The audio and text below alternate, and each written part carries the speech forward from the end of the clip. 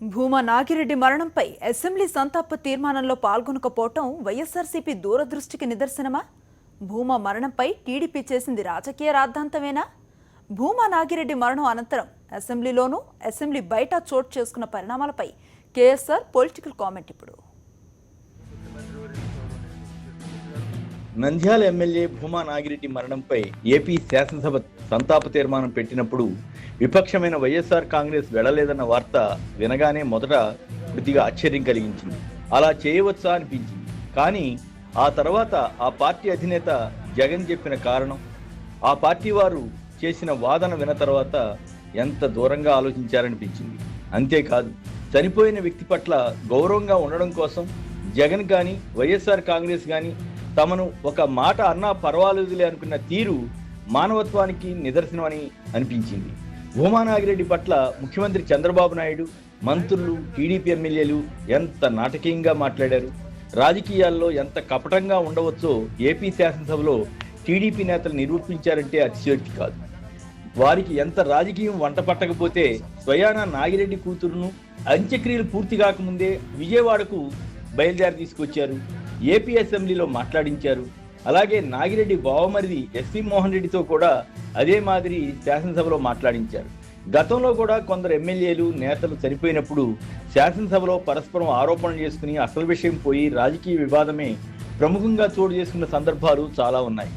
వైఎస్ఆర్ కాంగ్రెస్ అధినేత ఆ వివాదం తప్పించినా తెలుగుదేశం పార్టీ దీన్ని రాజకీయం చేసి హిందూ సంస్కృతి అని సంతాప తీర్మానానికి విపక్షం రాధా ఎంత సంస్కారం అంటూ ఎక్కడలేని రాగాలు ఆలపించడం ద్వారా వారి అసలు సంస్కారం బయటపెట్టుకున్నారు. వారికి బీజేపీ నేత విష్ణుకుమార్ రాజు కూడా వంత పాడటం తెలివి తక్కువగా అనిపించింది. ఆయనకు టీడీపీ చేసిన ఫిరాయింపుల దిక్కుమాలిన రాజకీయం గురించి పట్టకపోవడం ఆశ్చర్యం అనిపించలా.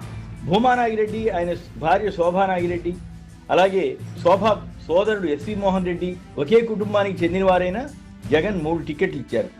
భూమా ప్రత్యర్థులు శిల్పా సోదరులు వైఎస్ఆర్ కాంగ్రెస్ లోకి రావడానికి సిద్ధమైతే కేవలం భూమా కోసం జగన్ వారిని వదులుకున్నారు.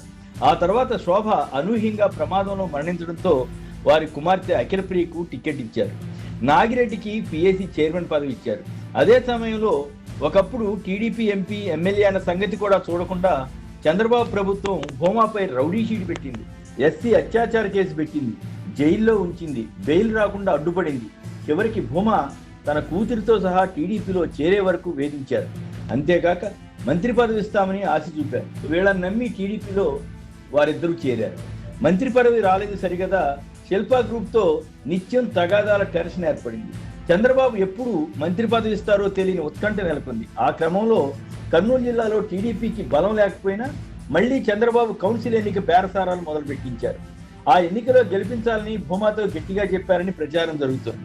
స్వయంగా భూమానే ఈ వివాదాల మధ్యలో అటు వైఎస్ఆర్ కాంగ్రెస్ ను వదిలి పొరుగు పోగొట్టుకుని ఇటు చంద్రబాబు హెచ్చరికలు, మంత్రి పదవి ఇవ్వకుండా టెన్షన్ పెట్టడంతో రెంటికి చెట రేవడయ్యానని విజయవాడలో ఆయన బంధువుల వద్ద మానసిక క్షోభతో ఆవేదన వ్యక్తం చేశారని సిపిఐ నేత ఒకరు టీవీల్లోనే చెప్పారు. ఇదంతా ప్రచారం అయితే టీడీపీకి డ్యామేజ్ కనుక చంద్రబాబు నాయుడు అత్యంత డ్రామాటిక్ గా తనకు భూమా కుటుంబంతో ఎంతో సన్నిహిత సంబంధాలు ఉన్నట్లు పిక్చరిచ్చే ప్రయత్నం చేశారు.